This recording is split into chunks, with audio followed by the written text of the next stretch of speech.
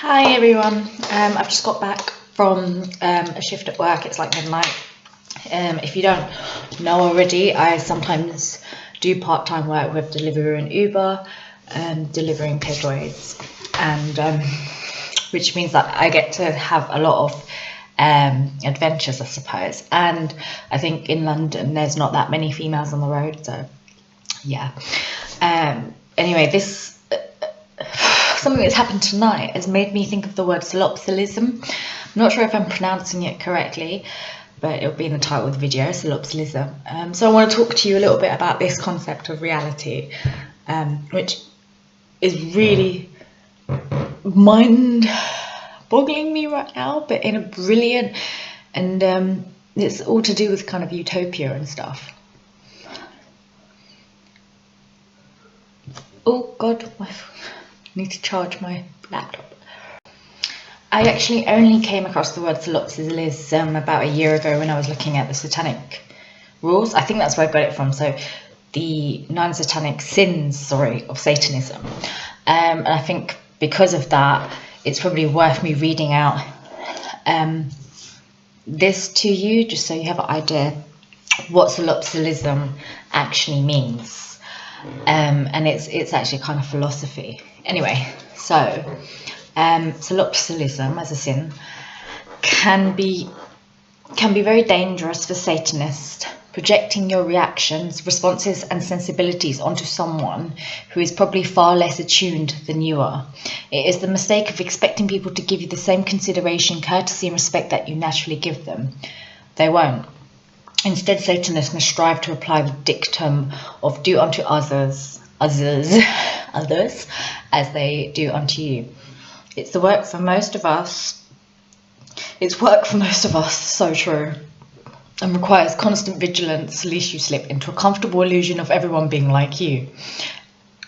As has been said, certain utopias would be ideal in a nation of philosophers, but unfortunately, we are far from that point.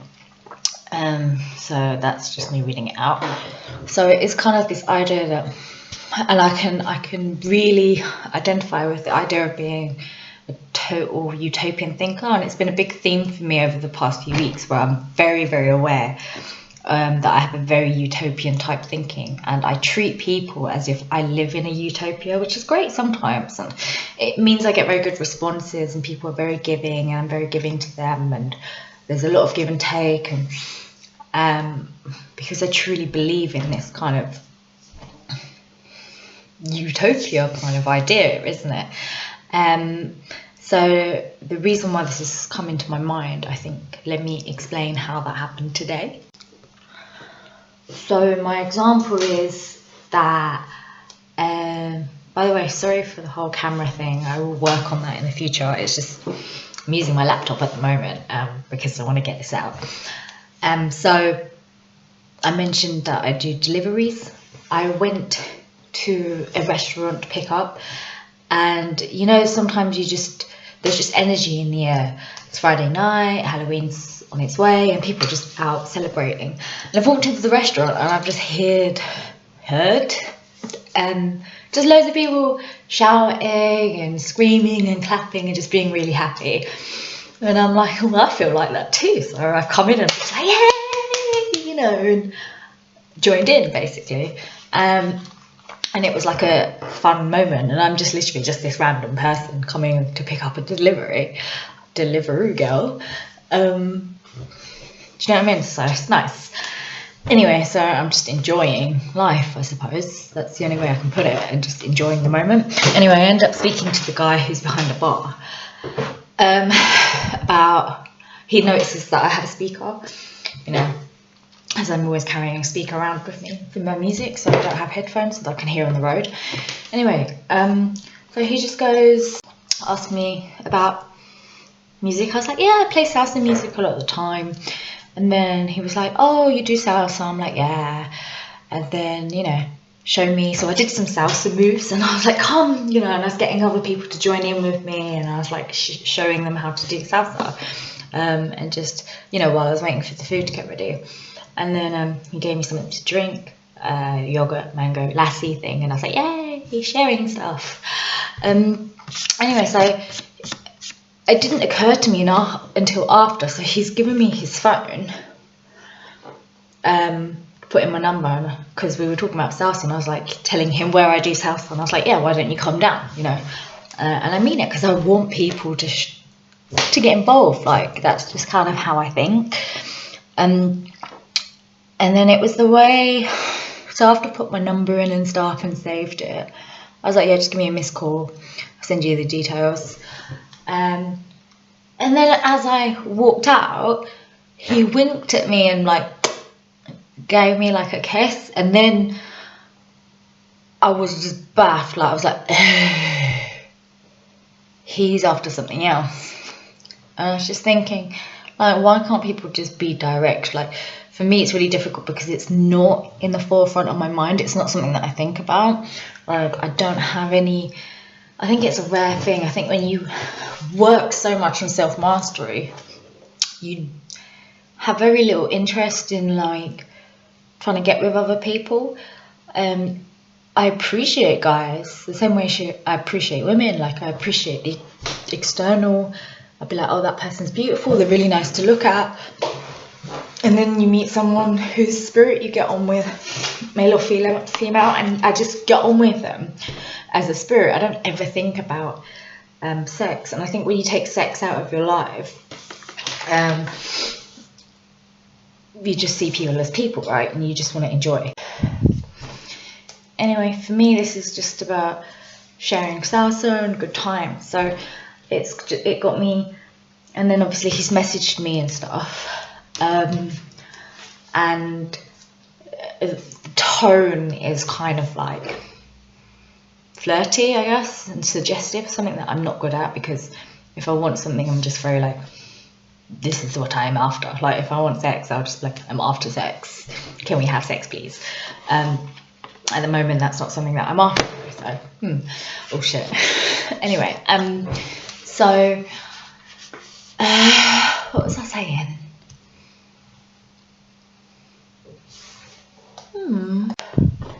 Anyway, so the Solipsism is this kind of idea that everyone shares this same worldview. Like, the reality is only what I see and what I know. So what I know to be a reality is the only thing that exists, and everything outside of me or you is just a part of my imagination, an illusion. Everything is connected. So everything that I do think, feel outside of me is just a reflection of my own will and stuff that I see and want. And a lot of the time, even from young, I've always felt like that. And I think if you think about it, it kind of makes sense, because it's like, okay, this is what I want, and people react in ways that you expect them to, or they do things to reflect your mood. Like, and I think, especially with my cycling around and moving about, you know, I can come into contact with a minimum of like 40 people in a very short space of time, like 3 hours, like from a restaurant to the road, crossing the road, kids, zebra crossing, traffic lights, other cyclists, delivering to the customer, and you never know what kind of people you're going to meet. But at the same time, I kind of always know what's coming, in the sense that because my reality is just what I want, my intentions. And the interesting thing that I just read, I can't remember where, somewhere on the website, about solipsism, is that you ignore the negatives, you ignore the stuff that you don't desire, because it doesn't fit into your utopian vision, which means sometimes that reality can be a little bit warped, because you only see what it is that you want to see. So in this sense, like for me, meeting this guy and swapping numbers, it was only because in my mind I was like, well, people enjoy dancing, maybe he likes salsa the same way that I like salsa, and we can go and dance salsa at a bar. Like, nothing more than that. It's just about my assumption being that everybody is into self-growth and everyone wants to evolve, and I make that mistake a lot of the time when I talk to people, as if they've all got the same intentions as I do.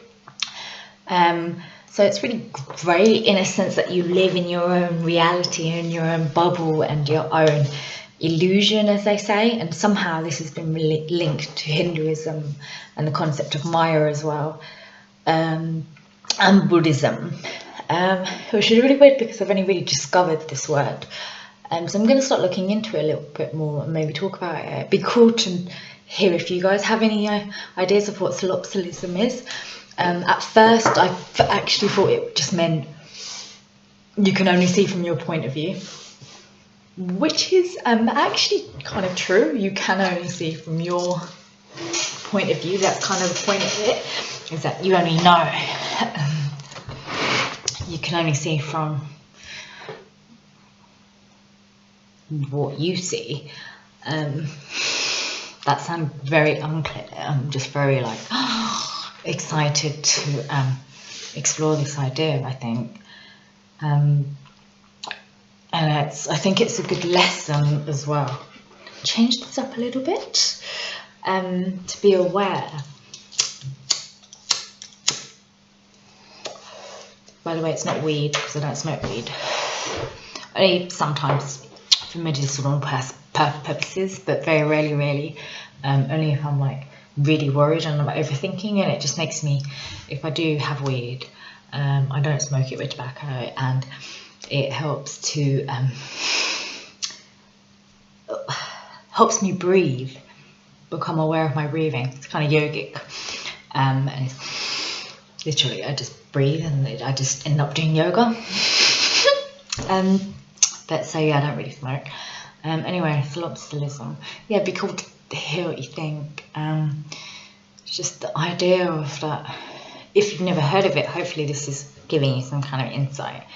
The idea that everything outside of yourself is only an extension of you.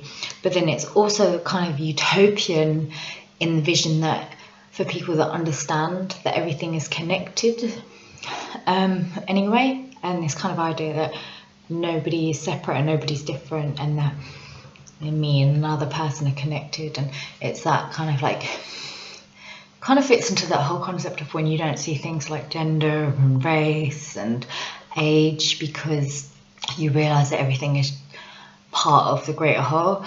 And what can happen, I think, sometimes is that with that perception, you do live in a kind of warped reality, because there is some separation, or in other people's minds there is separation. So while you're there all living like we're all one, we're all connected, other people don't always feel like that. So then you become this kind of image that people then project onto, because you have that kind of innocence, and people take advantage of that sometimes. So I think that it means that you've got to be aware of when you let your guard down and how open and private you are with certain people, because people will like push your boundaries if you do live in a place where you share everything and where you're just open. It's like, I was in a good mood, so I've walked into this restaurant like cheering and joining in the fun with other people. I've done this a few times today, and I do it a lot in general. But then people then think, oh well, you know, she's all fun and loving and she must be open to experiences. But they don't think about what's happening before that. They only see you now in that moment, in that reality. They don't know you in the past or the future. So they don't know if you have a boyfriend or a girlfriend, or if you do any other jobs, how busy you are in life. They only see you there now. And then I think people trying to get your number is a way of trying to hold on to you and not lose you from that moment, because they've seen you in that kind of joy and connectedness of that moment, and they don't want to let go. Because you get that a lot, I think, with guys, where they try and get your number before you leave, instead of just enjoying the moment and meeting someone and then letting them go and carrying on with your life and creating more moments. People try and get your number, and I think it might be because it's increasingly rare or something, or people don't meet other people like that. I don't know, because for me it's just like an everyday thing, you know, a little dance in the street. I mean, I do that at least once a day. Like, have a little sing-song and a dance somewhere on the street with some stranger. Like, it's just a normal thing for me, because, you know, it's just who I am. And I think for some people it's not, so they try and hold on to the moment. And why I'm reciting this now is that I think it's important to be aware of that, and be aware that not everybody has the same reality as you, or the same kind of utopian vision. And it's so lovely to have that utopian vision, but it's not necessarily. You have to be just aware. And I think that's why it links to Satanism. And it's really funny because it's kind of awesome that that is considered a sin, actually, in Satanism. Although let's not get onto that, because I don't really think of anything as a sin. Sin is only something that goes against your own nature, against your own desire. You only feel like you've sinned if you've done something wrong against someone else or someone, and it's something you feel because, for example, like if stealing is considered a sin, if you don't feel guilty about it or feel remorse, then it's not really a sin in a sense, because you don't feel it. So it's like if you've done something and you feel guilt about it, then you know that you've done something wrong. And in this sense, I feel like I did do something wrong, in the sense that I didn't realise that he fancied me or wanted more. And I think it might be that when you pay someone a compliment, because I said something about his hair being awesome, and it was because it was awesome. Like it just flicked, it just looked really cool. And I think sometimes people take compliments as some kind of indication that you fancy them or something. I don't know, because it'd be cool actually to know that, like, guys, if a girl compliments you, does that mean that she fancies you and that she's into you? I think that's something to look into. Anyway, I need to get going and move and shut down for the evening. So yeah, just some thoughts. Sorry this went on for really long. I am going to try and like make this make more sense, and put these videos together a bit more better, but that's not even good English. A bit more better, and kind of theme them as well. And I have recorded a few things, I just haven't uploaded them because I'm like, I don't know if it's appropriate to talk about right now. But yeah, I think this is interesting because it's a satanic term, and it's an interesting philosophy that I definitely think people should look into. So yeah, peace out.